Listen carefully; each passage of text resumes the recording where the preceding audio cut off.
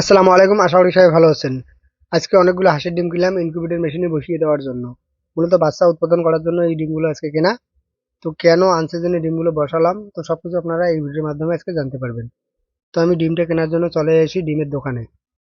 আমাদের আশেপাশে বা লোকাল জায়গায় একসঙ্গে এতগুলো দেশি হাঁসের ডিম না পাওয়ায়, তো আমি এর আগে যে ভাইদেরকে হাঁস মুরগির ডিম দিয়েছিলাম সেই ভাইদেরকে বলে রেখেছিলাম কিছু হাঁসের ডিম সংগ্রহ করতে। তো সেই হিসাবে তারা ডিমটা সংগ্রহ করে আর আজকে আমাকে ফোন করেছিল, তো ডিমটা নিতে চলে এসেছি।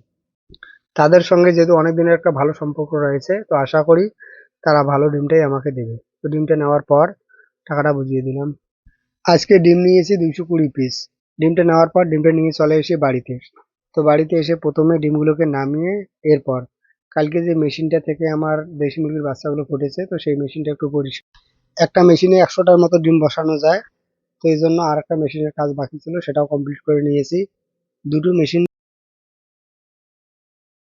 তো এই আনসিজনে হাঁসের ডিমগুলো বসানোর কারণটা কি সেটাই এখন আপনাদেরকে বলছি। আমার খামার থেকে ইনকাম করা দুটো রাস্তা হচ্ছে, এক নম্বর হচ্ছে কবুতর আর দুই নম্বর হচ্ছে দেশি হাঁস।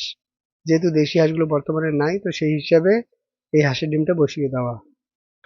দেশি কবুতর আর দেশি হাঁস থেকে যে পরিমাণে ইনকাম করেছি অন্য কোনো কিছু থেকে সেই পরিমাণে ইনকাম করতে পারিনি। দেশি মুরগি থেকে ইনকাম করলেও তার পরিমাণ অনেকটাই কম।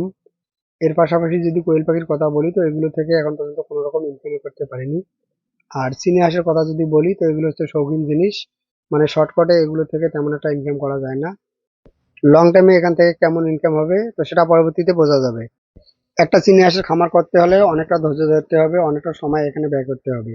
দেশি হাঁসের মতো এগুলো ডিম যেহেতু অ্যাভেলেবেল পাওয়া যায় না, আমার কাছে সবচেয়ে সহজ হচ্ছে দেশি হাঁসের ডিম থেকে বাচ্চা উৎপাদন করা।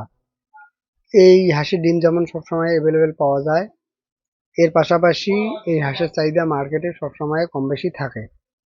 এই সময়ে মানুষ কিন্তু খুব একটা বেশি হাঁসের ডিম ইনকিউবেটর মেশিনে বসায় না বা হাঁসের ডিম থেকে বাচ্চা উৎপাদন করে না। এর কারণ হচ্ছে কিছুদিনের মধ্যে ঠান্ডার সিজন চলে আসবে, আর এই সময়ে ডিম ফোটালে তো বাচ্চার নানা ধরনের সমস্যা হবে। কিন্তু কেউ যদি এই সময়ে হাঁসের বাচ্চা ফুটিয়ে সেই বাচ্চাগুলোকে সঠিক পরিচর্যা করে পরবর্তীতে বিক্রি করে এখান থেকে লাভ করতে পারবে। গরমের দিনে যেমন খুব তাড়াতাড়ি ডিম খারাপ হয়, শীতের সিজনেও বেশি দিন ডিম সংরক্ষণ করে রাখলে ডিমের ভিতরে যে পানিটা আছে সেটা শুকিয়ে যাবে। তো এর ফলে শীতের দিনেও ডিম থেকে খারাপ রেজাল্ট আসবে। যাই হোক, এখানে আমার দুটো মেশিনে ডিমের ক্যাপাসিটি হচ্ছে 200 পিসের, কিন্তু আমি ডিম নিয়ে এসেছি 220 পিস। তো এখন যেটা করতে হবে সেটা হচ্ছে যে এক্সট্রা একটা ঝুড়ি এখানে ব্যবহার করতে হবে। কিন্তু 5 থেকে 7 দিন পর যখন ডিমগুলো ক্যান্ডেলিং করব তখন হয়তো আর ঝুড়িটা ব্যবহার করতে হবে না। যদি ভালো লাগে একটা লাইক দিবেন। ভালো থাকুন, সুস্থ থাকুন। আসসালামু আলাইকুম।